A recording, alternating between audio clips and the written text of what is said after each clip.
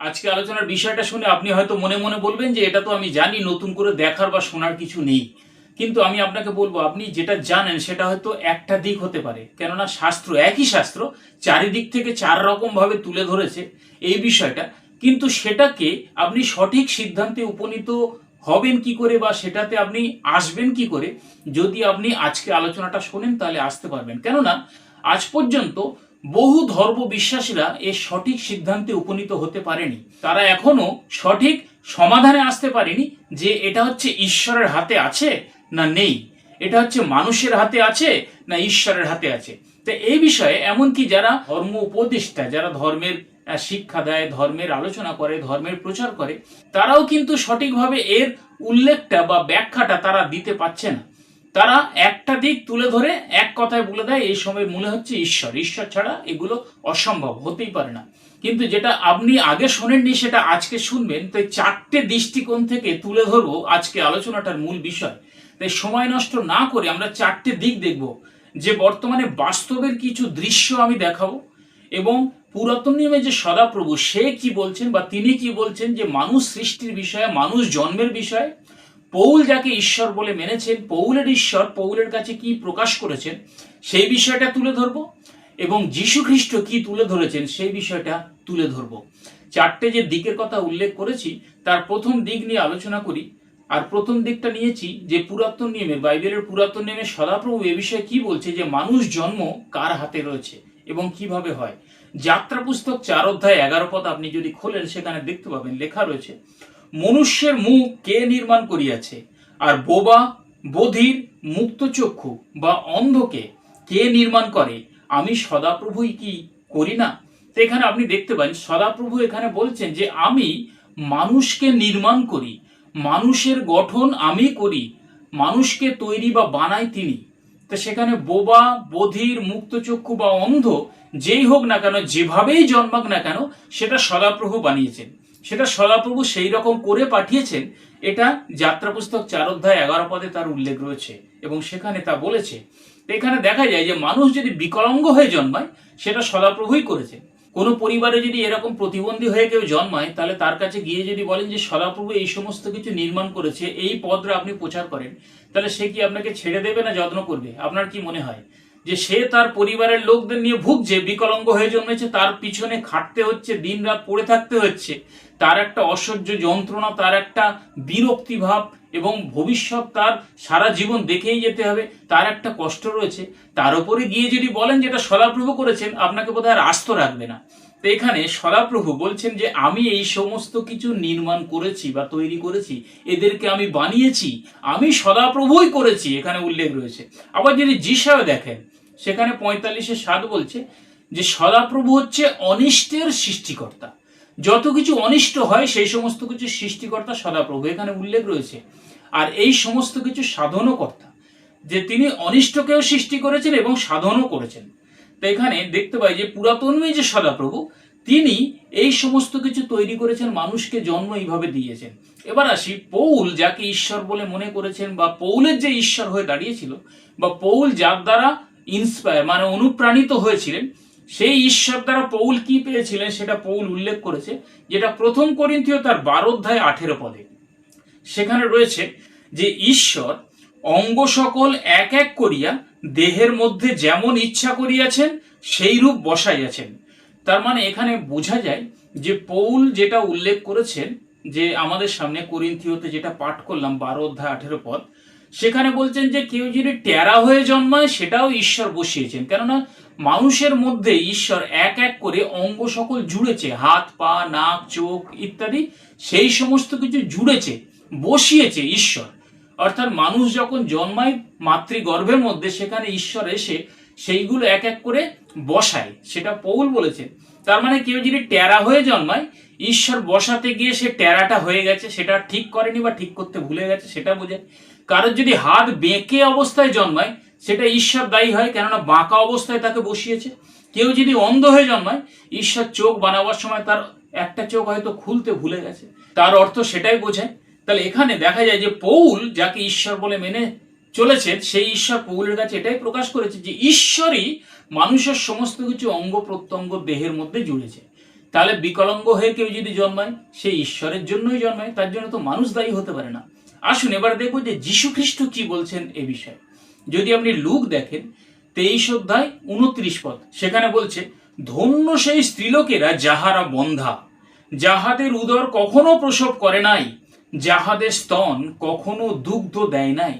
যারা বন্ধা অর্থাৎ যারা কখনো সন্তান প্রসবই করেনি। তাহলে আপনি এখানে তফাৎটা চিন্তা করুন পুরাতন নিয়মের ঈশ্বরের সঙ্গে যীশু খ্রিস্টের কথা। ওখানে বলছেন যে ঈশ্বর সমস্ত কিছু, অর্থাৎ পুরাতন নিয়মে সদাপ্রভু সমস্ত কিছু করেছেন। পৌল বলছে ঈশ্বর অঙ্গ সকল জুড়েছেন। তাহলে কারোর যদি সন্তান না হয় তার জন্য ঈশ্বরই দায়ী হয়ে পড়বেন। কিন্তু এখানে যিশু বলছেন ধন্য তাদেরকে বলছেন যারা বন্ধা। আর কেউ বন্ধা হলে অনেক মানুষ রয়েছে, তারা বলছে তোরা নিশ্চয়ই কোনো অন্যায় করেছিস, কোনো পাপ করেছিস, ঈশ্বরের দৃষ্টিতে কোনো খারাপ কাজ করেছিস, সেই কারণে তোদের বাচ্চা হয়নি, সন্তান হয়নি, এই রকম বলে। কিন্তু যিশু তাদেরকে ধন্য বলছেন। আবার যদি মথি দেখেন 26 অধ্যায় 24 পদে, সেখানে যীশু খ্রিস্ট কি বলছেন? বলছেন যে ধিক সেই ব্যক্তিকে যাহার দ্বারা মনুষ্যপুত্র সমর্পিত হন, সেই ব্যক্তির জন্ম না হইলে তাহার পক্ষে বরং ভালো ছিল। তাহলে এখানে আমরা একটা দিক দেখলাম যে মানুষের জন্মের জন্য ঈশ্বরের বা সদাপ্রভুর হাত আছে। এখানে যিশু বলছেন তার জন্ম না হলে ভালো হতো। তাহলে এখানে ঈশ্বর বা সদাপ্রভু যদি সেই যে সমর্পণ করবে, সেই জিহুদার কথাই ধরলাম, সে যিশুকে সমর্পণ করবে, ঈশ্বর সেটা জানতো না যে তার দ্বারা সমর্পিত হবে যিশু খ্রিস্ট? এবার আপনি বলবেন যে যিশু যদি সমর্পিত না হয় তাহলে ক্রুশে চড়তো কি করে, তাহলে আমাদের মুক্তি হতো কি করে? তাহলে এবার আপনি বলুন তো, তাহলে যিশু তাকে ধিক বলবে কেন? দোষ তো তাকেই দিচ্ছে যিশু, না তার সৃষ্টিকর্তাকে তো দিচ্ছে না। যদি কেউ সৃষ্টি করে থাকে তাকে তো দিচ্ছে না। তাহলে এখানে বলছে তার জন্ম না হইলে ভালো হতো। জন্ম যদি ঈশ্বরের হাতে হবে, যিশু একথা বলতে পারতেন? একথা কখনোই বলতে পারতেন না যে তার জন্ম না হলে ভালো হতো। তাহলে এখানে যিশু খ্রিস্ট তাই এখানে বলছেন যে সেই মানুষের জন্ম না হলে ভালো হতো। এবার আসি কয়েকটা বাস্তব দৃশ্য আপনাকে দেখাই, আপনাদের সামনে তুলে ধরি। সেটা হয়তো কয়েকটা ছবির মাধ্যমে এবং কিছু কিছু ভিডিও ক্লিপের মাধ্যমে আপনার সামনে তুলে ধরবো। সেটা দেখে আপনি বোঝার চেষ্টা করুন যে প্রকৃতপক্ষে এর পিছনে ঈশ্বরের হাত হতে পারে না হতে পারে না। যদি ঈশ্বরের হাত হয় তাহলে তার জন্য কে দায়ী হবে? কেউ যদি অধঃপতনে যায়, কেউ যদি নষ্ট হয়, কেউ যদি ধ্বংস হয়, তাহলে এখানে দেখবো যে একজন বিকলাঙ্গ হয়ে জন্মালো। দেখুন, একজন জন্মালো বিকলাঙ্গ অবস্থায়, এবার তার জন্য কে দায়ী? আমরা শাস্ত্র থেকে দেখলাম যে সেখানে ঈশ্বর অঙ্গ সকল জুড়েছে। তাহলে এই ব্যক্তি, এই শিশুটা বিকলাঙ্গর পিছনে তাহলে ঈশ্বরই দায়ী হবে। তাহলে তার জন্য আস্ফলন কেন মানুষ করবে? ঈশ্বরকেই দায়ী করবে। আর যিনি ঈশ্বর তিনি কি কখনো দায়ী হতে পারে? যে দায়ী হবে সে কখনো ঈশ্বর হতে পারে? আপনি রাস্তাঘাটে দেখে থাকবেন যে অনেক পাগলিরা তারা সেই ছোট শিশু সন্তানকে নিয়ে কোলে করে নিয়ে ঘুরছে, বা তার সন্তান কেউ বড় হয়ে গেছে তাকে হাত ধরে নিয়ে ঘুরছে, এইরকমই। তাহলে এর পিছনে আপনি কি বুঝতে পারছেন তার সন্তানটা আসলো কিভাবে? তাকে হয়তো কোনো মানুষ অন্যায়ভাবে অত্যাচার করে ধর্ষণ করেছে এবং তার পেটে সন্তান জন্মে গেছে। সেই সন্তানটা সে ভূমিষ্ঠ হয়েছে, শেষে পাগলি তার সঙ্গেই নিয়ে ঘুরছে। আপনি চিন্তা করুন, সূক্ষ্ম বিচার করুন। হয়তো আপনার শুনতে খারাপ লাগবে কথাটা, কিন্তু আপনি এর মধ্যে কত বড় জ্ঞান লুকিয়ে আছে আপনি চিন্তা করুন, আপনি বোঝার চেষ্টা করুন যে সেই পাগলি সে তো দায়ী নয় সন্তান জন্মের জন্য। তাহলে এখানে যদি ঈশ্বর সমস্ত কিছু মানুষের রচনা করবে তার পেটের মধ্যে, বা এক এক করে অঙ্গ প্রত্যঙ্গ বসাবে, তিনি কি কানা না টেরা? যখন দেখছে যে তার মাথার ঠিক নেই, সে নিজেই খেতে পায় না, লোককে খাওয়াবে কি করে? 2 নম্বর হচ্ছে লোকেরা তার প্রতি অন্যায় করেছে, অত্যাচার করেছে, তার পেটে সন্তানটা কেন আমি তৈরি করব? যদি ঈশ্বর করে থাকে আপনার কথা অনুযায়ী, তার পেটে সন্তানটা তিনিই তাহলে বুনেছেন, তিনিই তাহলে গঠন করেছেন, তিনিই তাহলে বানিয়েছেন বা তৈরি করেছেন। যদি আপনার কথা তাই হয়, তাহলে সে আবার জন্মে, সেও সেই তারও ভবিষ্যৎ অন্ধকার, সেও খেতে পায় না, এইরকম অবস্থা। তাহলে তার জন্য কে দায়ী হবে যদি ঈশ্বর তার পেটের মধ্যে সেই সন্তানটাকে বানায়?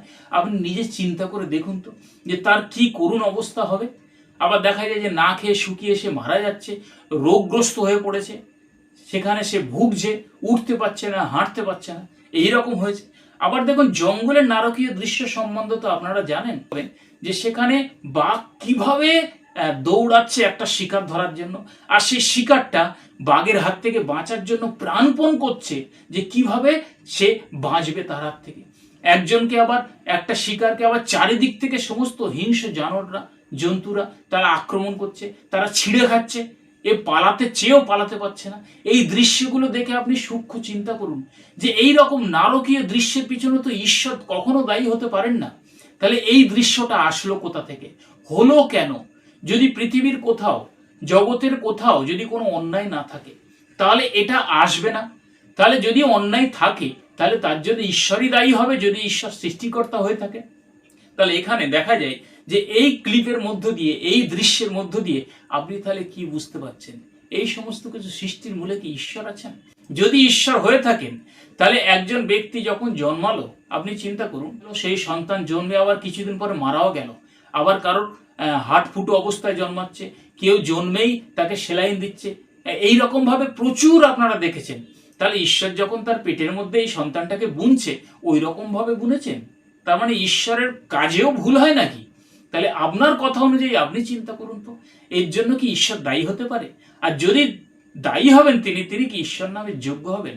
তাই এগুলো হচ্ছে প্রাণীর মধ্যে সন্তান জন্ম দেওয়ার সেই বীজ থাকে, ঠিক তেমনি হবে মানুষের মধ্যেও সন্তান জন্ম দেওয়ার বীজ থাকে।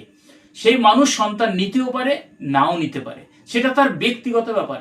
এখানে জোর করে কাউকে যে সন্তান নেব না, জোর করে হবে, ঈশ্বর গঠন করে দিয়েছেন, এইগুলো হচ্ছে বোকা যারা, যারা হচ্ছে বাস্তবের সঙ্গে কোনো মিল নেই সেই সমস্ত নিয়ে অন্ধের মতো বিশ্বাস হয়ে চলেছে, তারা ছাড়া আর কেউ করে না। তাহলে এবারে অনেক মানুষের সন্তান জন্মায় না, সেটা তার শারীরিক প্রবলেমের জন্য হতে পারে, শরীরের কন্ডিশন খারাপ সেই কারণের জন্য হতে পারে।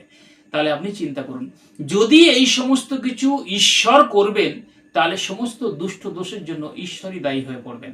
আর যদি কোনো মানুষের জন্ম ঈশ্বরই দিয়ে থাকেন, সেই মানুষ যদি স্বর্গে যেতে না পারে, সেই মানুষ যদি প্রকৃত সত্যের সন্ধান না পায়, সত্যের পরিচয় না পায়, সত্যের সংস্পর্শে আসতে না পারে, তাহলে ঈশ্বরই দায়ী হয়ে যাবেন, যদি ঈশ্বর তাকে জন্ম দিয়ে থাকেন। আর যদি সে স্বর্গে যেতে না পারেন, তার স্বর্গে না যাওয়ার পিছনে তাহলে ঈশ্বরেরই হাত থেকে যাবে। তাহলে আপনি নিজে চিন্তা করুন, ঈশ্বর কি কোনোভাবে দায়ী হতে পারেন? সেই কারণে আপনারা যাকে ঈশ্বর বা মানুষ, বর্তমান ম্যাক্সিমাম মানুষ যাকে ঈশ্বর রূপে বশ করে রেখেছে বা জানে, সে আসল ঈশ্বর নয়।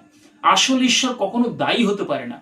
তো এই বিষয়ে আমাদের আরো অনেক কিছু জানার রয়েছে। আপনি যদি আরো সত্য জানতে চান, আমাদের সঙ্গে যুক্ত থাকুন, আমাদের সঙ্গে যোগাযোগ করুন। এমন কিছু জানবেন হয়তো এত বছরের খ্রিস্টিয়ান জীবনে, এত বছরের বিশ্বাসী জীবনে, এত বছরের ধর্মীয় জীবনে আপনি জানতে পারেননি। আপনাকে বোকা বানিয়ে রেখেছে। তাই সেই কারণের জন্য আপনি যদি সেখান থেকে বেরিয়ে আসতে চান, সত্যের সন্ধানে আসতে চান, অবশ্যই আমাদের সঙ্গে যোগাযোগ করুন, যুক্ত থাকুন। এত বছরের সমস্ত পরিশ্রম যা কিছু করেছেন যদি ভুল জায়গায় হয়, তাহলে তার ফল ভুলই হবে। তাই যদি আপনি সেই সত্যের সন্ধান করতে চান, এ বিষয়ে আরও আমাদের এই চ্যানেলে ভিডিও রয়েছে, আপনি সেগুলো দেখতে পাবেন। সেগুলো দেখলে আরও আপনার জ্ঞান, সত্যের জ্ঞান, শাস্ত্রের জ্ঞান উন্মোচিত হবে। তাহলে এখানে দেখা যায় যে পুরাতন নিয়মে যিনি ঈশ্বর, তিনি ভুল মানুষকে বুঝিয়েছে। পৌল যে কথা বলেছে সেটাও কখনো হতে পারে না। এবার বাস্তব চিত্র আপনাকে সেই জ্ঞানেতে, সেই বুদ্ধিতে, সেই সিদ্ধান্তে পৌঁছে দেবে। সিদ্ধান্ত আপনার। প্রভু যীশু খ্রিস্টের নামে সবাইকে আরো একটিবার ধন্যবাদ দিয়ে আজকে আলোচনা এখানেই শেষ করছি। প্রভুর গৌরব।